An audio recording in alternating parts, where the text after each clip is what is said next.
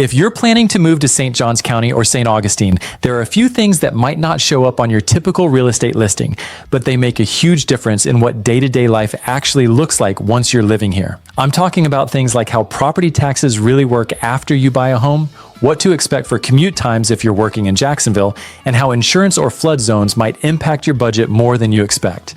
I'm Josh Rogers, and my family and I live right here in St. Johns County. We help families from all over the country make a smart move to Northeast Florida and find not just a house, but the right community and lifestyle to go with it. So if you're seriously thinking about moving here, go ahead and shoot me a text, and I'll help you walk through your options before you start traveling or touring homes. Now let's jump into the 5 things you'll want to know before buying a home in this area. Let's start with property taxes, because this is one of those things that people often misunderstand when they're relocating from another state. In St. Johns County, your property taxes are typically around 1.4% of your home's purchase price, which compared to places like New Jersey or parts of the Northeast might feel like a relief. But here's where it gets tricky. Florida resets the assessed value when a home is sold. So if the previous owner was paying, let's say, $3,200 a year, and you come in and buy the house at a much higher price, your taxes could jump quite a bit from what's listed on the MLS or Zillow. That said, once you establish Florida as your primary residence, you can apply for the homestead exemption, which not only saves you money up front, but also caps how much your taxable value can go up each year. It's a major perk, but it only applies to full-time residents. So if this is going to be your vacation home or an investment property, that exemption doesn't kick in. Now, while we're on the topic of home expenses, let's talk about insurance and flood zones, because this is something people either overestimate or forget to factor in altogether. If you're buying a home that was built after 2002, you're in pretty good shape because Florida's building codes changed significantly around that time to better handle hurricanes and high wind zones. Newer homes, on the other hand, are more storm resistant, which helps keep insurance costs relatively manageable, especially if you're outside of any required flood zones. But, and this is a big but, flood zones in this area can vary by neighborhood and even street by street. It's not uncommon for one side of the road to require flood insurance while the house directly across the street doesn't. That's why it's absolutely worth checking FEMA's flood maps and getting quotes before falling in love with a home that might cost you an extra $100 or more every month just in insurance. It's one of those hidden costs that can really sneak up on people.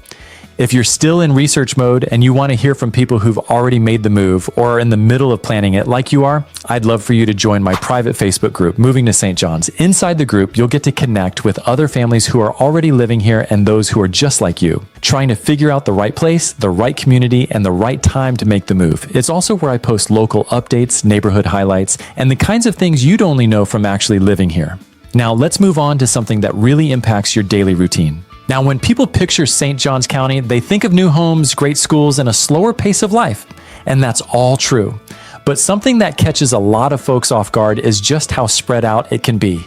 If you're commuting to Jacksonville, especially to the South Side or Mayo Clinic, you're looking at anywhere from 30 to 45 minutes on a normal day, and up to an hour during peak traffic depending on where in the county you live. That's why access to I-95 and the 9B connector really matters when you're choosing a neighborhood. Southern parts of the county can feel far if you're heading north every day, so it's worth mapping out that drive in real time before making a decision. And even if you're working from home, don't overlook things like how long it takes to get to the airport, downtown Jax, or even just the grocery store.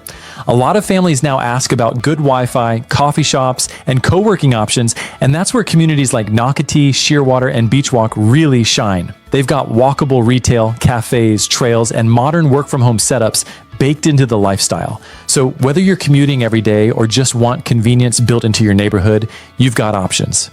You just want to be smart about how that commute fits into your everyday rhythm. Speaking of those communities, let's talk a bit about what's actually driving so much of the growth in St. Johns County right now, and that's the rise of these massive master plan developments. Places like Silverleaf, Trailmark, Rivertown, and Nocatee are more than just neighborhoods. They're entire ecosystems. You've got parks, pools, fitness centers, event calendars, and even on-site schools or shopping centers in some cases. It's no surprise these places are super popular with young families and professionals, but it's also important to understand the trade-off. While you get a ton of amenities, there's usually a monthly HOA fee, and in many cases, a CDD fee too, which is essentially a way for developers to fund the infrastructure by adding it to your tax bill. Some communities like Silverleaf don't have a CDD, which can save you quite a bit over time. But overall, it's something you'll want to factor into your long-term monthly costs when comparing neighborhoods. And finally, I just want to circle back to something we touched on earlier because it really does affect your peace of mind. And that's how flood zones and local topography vary across the county. What's tricky is that two homes that are just minutes apart might have very different risk profiles when it comes to flooding. That's why when I'm working with clients, we always do a double check on flood maps, drainage patterns, and even how the lot is graded. The good news is, with newer construction and more stringent building requirements, a lot of homes are being built in areas that are elevated and outside of the higher risk zones. Still, it's better to be informed before you write an offer than surprised afterward. So, if you're thinking about making a move to St. Augustine or anywhere in St. Johns County and you don't want to waste time, second-guess decisions, or make a move that doesn't fit your lifestyle, send me a text. I'll help you map out your options, talk through neighborhoods, and figure out where your family will truly feel at home. I hope to see you in our Facebook group, and thanks for watching.